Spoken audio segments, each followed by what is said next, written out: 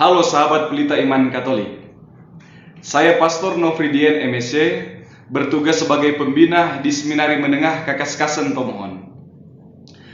Saya akan membahas satu tema yang sangat menarik, yakni mengenai Gereja Katolik Ritus Timur. Mungkin sebagian dari Anda baru pertama kali mendengar mengenai hal ini. Hal ini akan menjadi lebih menarik lagi bagi Anda, karena dengan demikian Anda boleh tahu mengenai apa itu Gereja Katolik Ritus Timur. Ada orang yang bertanya, apakah Ritus Timur itu sama seperti Gereja Ortodoks yang tanda salibnya terbalik? Apakah Ritus Timur itu adalah pindahan dari Gereja Ortodoks yang menjadi Katolik? Ritus Timur itu betul-betul Katolik atau tidak? Di mana para pemeluk Ritus Timur sekarang? Atau mungkin bahkan ada orang yang bilang namanya bukan Gereja Katolik Roma, pasti bukan gereja yang betul. Masih banyak daftar pertanyaan yang mungkin dibuat. Dan di sini saya tidak akan menjawab semua pertanyaan satu persatu, tetapi saya akan bercerita mengenai sejarah gereja. Kalau orang tahu sejarah, pasti lebih mudah paham. Sebagian besar penjelasan ini dapat Anda lihat di internet dalam Straight Answers. Para sahabat, cinta Tuhan sungguh luar biasa bagi manusia. Bapa mengutus Yesus Sang Putra, Sabda yang menjadi daging dalam diri Yesus. Yesus hadir mewartakan cinta Allah bagi manusia. Pada peristiwa kenaikan, Yesus naik ke surga. Yesus memerintahkan satu hal, dapat dilihat dalam akhir dari Injil Matius. Yesus berkata, "Kepadaku telah diberikan segala kuasa di surga dan di bumi. Karena itu, pergilah, jadikanlah semua bangsa muridku, dan baptislah mereka dalam nama Bapa dan Anak dan Roh Kudus, dan ajarlah mereka melakukan segala sesuatu yang telah kuperintahkan kepadamu. Dan ketahuilah, aku menyertai kamu senantiasa sampai kepada akhir zaman."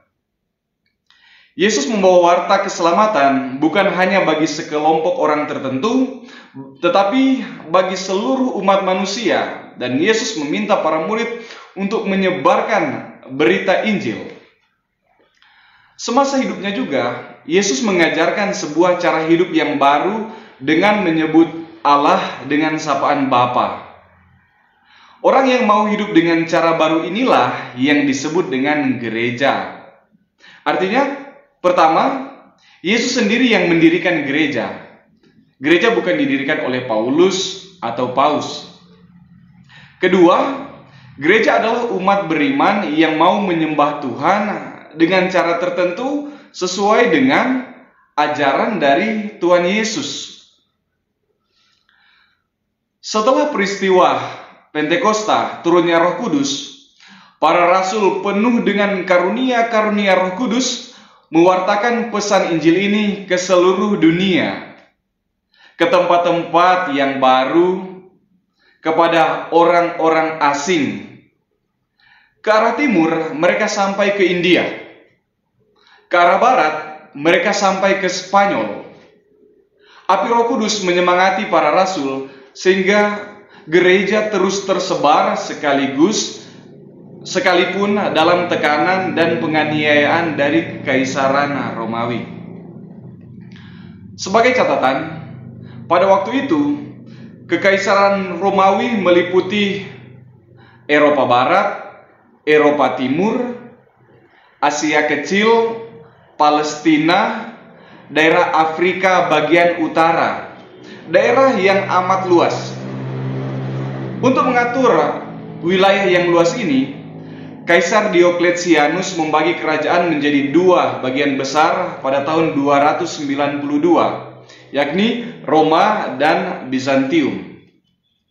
Ketika Konstantinus berkuasa, dia melegalkan agama Kristen dengan Edik Milano pada tahun 312.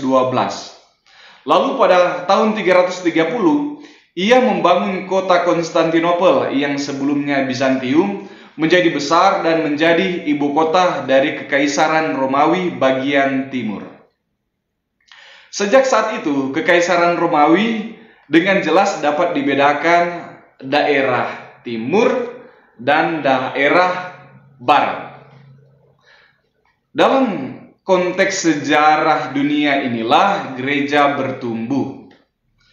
Pusat-pusat kekristenan mulai bertumbuh di Yerusalem, tempat kelahiran kekristenan, Roma, keuskupan dari Santo Petrus dan pusat dari gereja, Antioquia di Asia Kecil, di mana orang-orang Kristen pertama kali disebut sebagai Kristen, Alexandria di Mesir, dan Konstantinopel, kalau sekarang Istanbul di Turki. Masing-masing komunitas ini mengakui iman yang sama dan bersama sebagai gereja yang satu. Perbedaan di dalam hal budaya, bahasa, mempengaruhi cara orang mengekspresikan iman. Meski tentu pokok-pokok iman itu tetap sama. Sebagai contoh, rumus baptis sama dengan menggunakan rumus trinitaris, Kau dalam nama Bapa dan Putra dan Roh Kudus, dan dengan menuangkan air atau menenggelamkan ke dalam air. Tetapi beberapa rumusan doa berbeda. Beberapa kebiasaan liturgi juga berbeda. Dalam misa, di barat digunakan roti yang tidak beragi, sedangkan di timur umumnya menggunakan roti yang beragi. Lalu, di barat, umat biasanya berlutut di hadapan sakramen Maha Kudus, sedangkan di timur orang biasanya membungkuk. Di barat menggunakan patung, sedangkan di timur menggunakan ikon, gambar-gambar kudus. Di timur, imam dapat menikah, sedangkan di barat, imam tidak dapat menikah. Meskipun cara berbeda, iman tetap sama. Dalam sejarah, ketika hierarki gereja terbentuk dengan lebih baik, posisi dari patriark juga jelas. Seorang patriark punya kewibawaan gereja tertinggi setelah paus dan punya yurisdiksi untuk satu daerah tertentu. Yurisdiksi berarti daerah kekuasaan.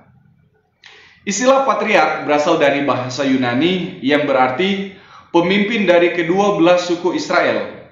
Jadi istilah patriark gereja timur berarti uskup yang punya kekuasaan atas semua uskup, klerus, dan umat dari wilayah kekuasaan tertentu atau dari ritusnya. Dapat dibaca di dalam Orientalium Ecclesiarum nomor 7.